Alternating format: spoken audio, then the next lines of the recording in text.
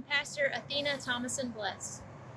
And I'm Bishop Tim Smith of the North Carolina Synod, ELCA. We want to talk to you today about voting because it is an important part of our baptismal vocation to strive for justice and peace in all the earth.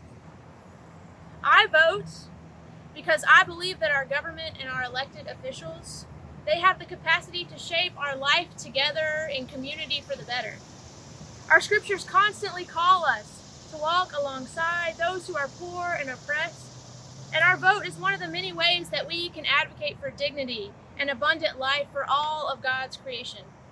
I also vote as a gay woman, and I vote for my right to be married to my wife and for our abundant life together as spouses. Bishop Tim, why do you vote? Thanks, Athena. I vote for several reasons, but mainly two: the civic responsibility, my duty as a good citizen, since we have the opportunity in our form of governance to be representative, but also because of my deep-seated Christian convictions. We always vote our convictions, and I think it's important to note that we don't want to have Democrats or Republicans, conservatives or liberals or anybody else try to force us into their box or their platform. We should always vote our conviction and our conscience. The other thing, kind of scripturally, alluding to what Pastor Athena said, the reason that I vote, well, twofold. I'm just going to lift up Jesus' second great commandment, love your neighbor as you love yourself. That's also Leviticus. But I also want to paraphrase for you Matthew 25, if you were doing it about voting. I think Jesus would have said, insomuch as you voted for what you think is good for you, rather than for the least of these my siblings, you have essentially voted against me. So civic duty as a good citizen, exercising Christian conscience, which is what Jesus clearly defines as our baptismal vocation for the least of these. That's why I vote.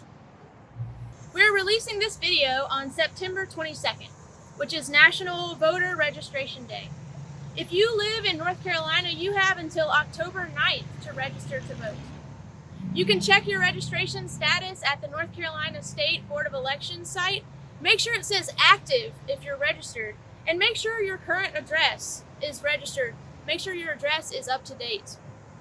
If you need to change anything or register to vote, you can do so at the State Board of Elections site or the North Carolina DMV website. There are three ways that you can vote in this upcoming election in November. Actually, it starts before then. The first one is early voting. If you miss the October 9th deadline to register, you can still go and vote early from October 15th to October 31st in North Carolina. Also, if there is an issue with your registration, you can correct those problems. You can also do same-day registration, October 15th through 31st, if you hadn't registered before at the early voting sites. It's also beneficial to do that because you can vote at any polling place, not just your regularly assigned polling place that you'll be required to go to if you wait till the actual election day in November. And that's a good thing because you can go to the place where you feel safest from the virus. The second option for voting is absentee by mail voting. And this may be your best option if you are vulnerable to the virus. You do not need an excuse to request an absentee ballot in North Carolina. Anyone can request one.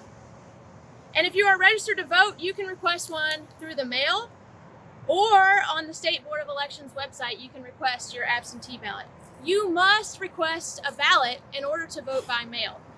If you get something in the mail that says it's your ballot and you haven't requested one, it's not a ballot. You have to request a ballot. The deadline to request a ballot is October 27th, and you can return your ballot in person or by mail to your county board of elections. One important thing to know is that if you request an absentee ballot, you do not have to use it.